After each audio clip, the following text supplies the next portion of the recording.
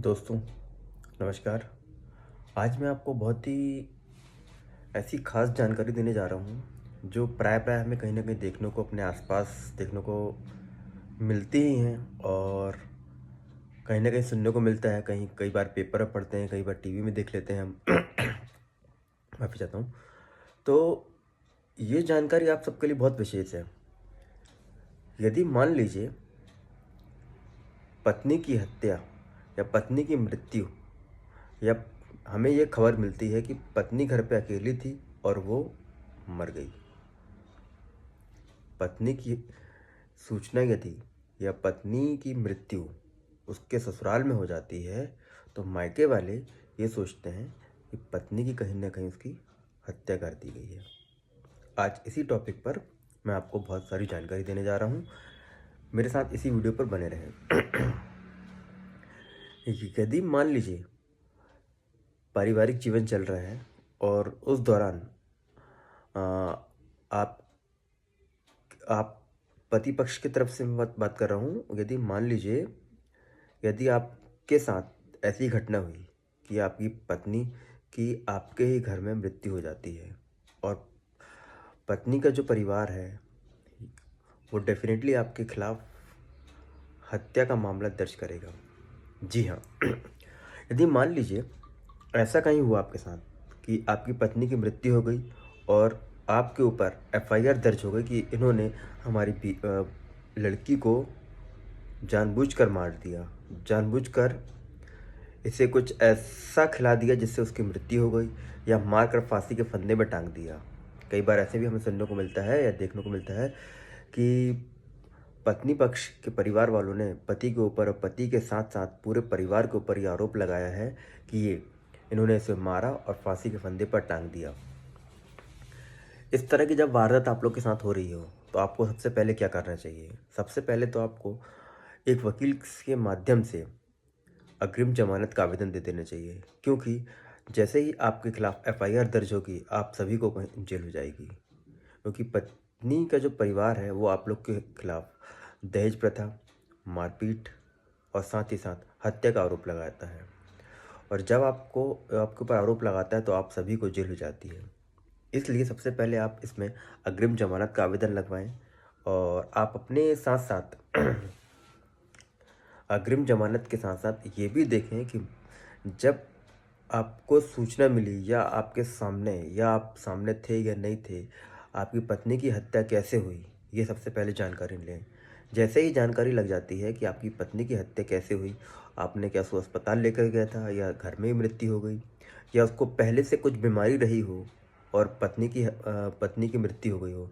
कई बार हमें ऐसा भी देखने को मिलता है कि पत्नी जो होती है वो मायके पक्ष से ही काफ़ी बीमार रहती, बीमारी चली आती है और वो उसको छुपा के रखते हैं और शादी कर देते हैं और शादी के कुछ दिन बाद 7 से 8 दिन के बाद, कई बार तो होता है 30 दिन, 45 दिन, 40 दिन के बीच में ही लड़की की मृत्यु हो जाती है और लड़की घर वाले हमें बिना बताए हमारे ही खिलाफ एफआईआर दर्ज कर देते हैं।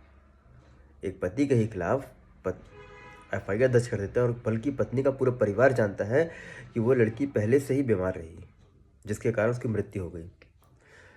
एक सबसे बड़ी बात, यदि आपने आपकी आपकी जो पत्नी है यदि मान ली उसकी मृत्यु हो जाती है, आपने उसका हॉस्पिटल में चेकअप करवाया या फिर उसका पोस्टमार्टम हुआ, पोस्टमार्टम रिपोर्ट में क्या आया, डॉक्टर ने क्या बताया, ये भी आपको विशेष ध्यान देना है। इसलिए सबसे पहले आप इस बात की पुष्टि करें कि पोस्टमार्टम की रिपोर्ट क्या कहती है। जैसे ही मान लीजिए पोस्टमार्टम की रिपोर्ट आती है, आप उससे भी खुलासा हो जाता है। कई बार उसको आने के बाद भी सबको तो बेल हो जाती है लेकिन पति को बेल मिलना बहुत मुश्किल हो जाती है। मतलब कि यहाँ पर सबसे ज़्यादा जो प्रताड़ित होता है वो पति होता है। उसकी गलती हो या ना हो, फिर भी पत्नी पक्ष का पूरा परिवार पति के खिलाफ ऐसे चढ़ जाता है जैसे कि उस बेचारे पति ने उसको मारा हो। अब आपको यहीं पर अपने कुछ एविडेंस ऐसे ऐसे ग्राउंड्स रखने हैं कि जैसे कि अब मान लीजिए पत्नी जहाँ पे रहती थी वहाँ आसपास पता करवाएं, क्या उसका कुछ चेकअप चलता था या किसी डॉक्टर के पास जाती थी या कुछ दवाइयाँ ऐसी खाती थी वो। कई बार होता है कि पत्नी कुछ कुछ प्रॉब्लम हुई, कहीं कुछ दर्द हुआ, उसने कोई दवाई खा ली, उस दवाई का रिएक्शन हो गया, उस वजह से भी कई बार मृत्यु हो जाती है। तो यदि ऐसा कुछ था तो भी आप पता करवाएं। अब पत्नी के जो रिश्तेदार थे उनसे पता करवाएं, पत्नी की जो मित्र मंडली होगी, कोई ना कोई तो होगा मित्र मंडली, ऐसे तो होगा नहीं कि जीवन भर में अकेली रही हो। और ऐसा कोई मित्र में कोई मित्र मंडली के अंदर कोई दोस्त हो जिससे आपकी बात हो, कोई कॉमन फ्रेंड निकल आए। इस बात की आपको जानकारी स्वयं निकलवाना होगा। अब आप तो यदि मान लीजिए आपको जेल हो गई है तो आप ये सब सारी चीज़ें कैसे निकालेंगे? अब अपने घर में बताएं। आपने आपने जिस वकील को हायर किया उस वकील के माध्यम से ये सब बात रखें कि कुछ ऐसा करें कि जिससे ये साबित हो सके कि उसकी मृत्यु पहले से हुई थी। अब यदि मान लीजिए पत्नी के परिवार वालों ने ये दर्ज करवाया है कि आपने उसको पहले मारा और फिर उसको फांसी पे टांग दिया, यदि ऐसा कुछ होता है तो उसका समय भी निश्चित होगा। डॉक्टर इस बात की पुष्टि करेगा कि उसने खुद फांसी लगाई है या उसको मार के टांगा गया है, क्योंकि दोनों में पोस्टमार्टम रिपोर्ट अलग अलग आती है। इसलिए सबसे पहले आप पोस्टमार्टम रिपोर्ट भी पढ़ें, पोस्टमार्टम की रिपोर्ट की पुष्टि करें। अब यदि मान लीजिए ऐसा कुछ होता है तो यहाँ से आपको बेल मिलने में आसानी होती है। अब मान लीजिए यदि ऐसा कुछ नहीं था, उस रात में सोते वक्त उसकी मृत्यु हो गई, सुबह जब आपने देखा तो वो आपको मृत पाई गई। अब इसके लिए आप क्या करेंगे? ये भी बहुत बड़ी समस्या खड़ी हो गई कि अब इसके लिए अपन क्या करें। इसके लिए आप क्या कर सकते हैं, सब हो सकता है उसको साइलेंट अटैक आया हो।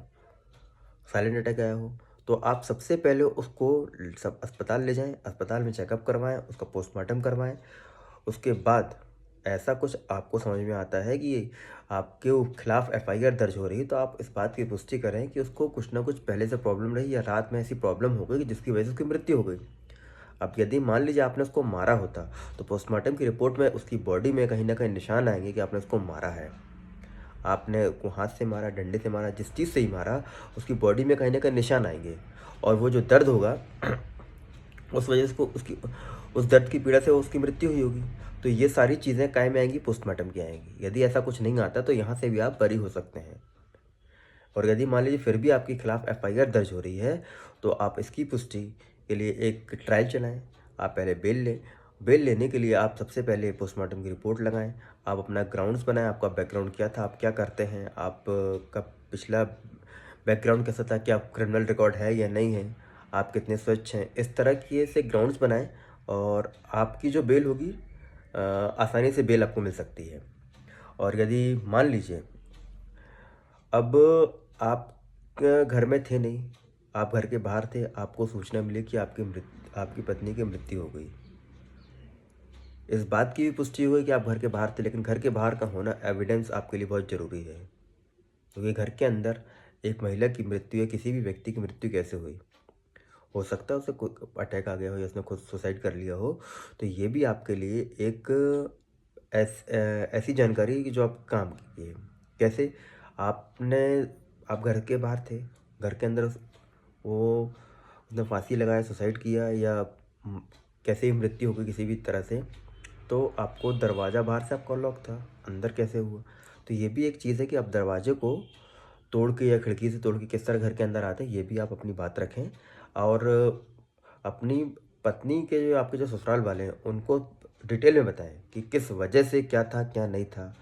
कई बार पत्नी पक्ष के परिवार वाले जानबूझ के परेशान भी करते हैं, कुछ पैसे के लिए परेशान करते हैं या चाहते हैं कि हमारी तो लड़की ख़त्म हो गई, हम इनको भी नहीं छोड़ेंगे, अब इनको भी हम परेशान करेंगे, इनको भी, मतलब जानते सब थे कि ये एक नॉर्मल डेथ है, लेकिन फिर भी वो आपको जानबूझकर कहीं ना कहीं परेशान करने का प्रयास करते हैं। यदि ऐसा कहीं हो रहा है तो आप मुझसे संपर्क कर सकते हैं।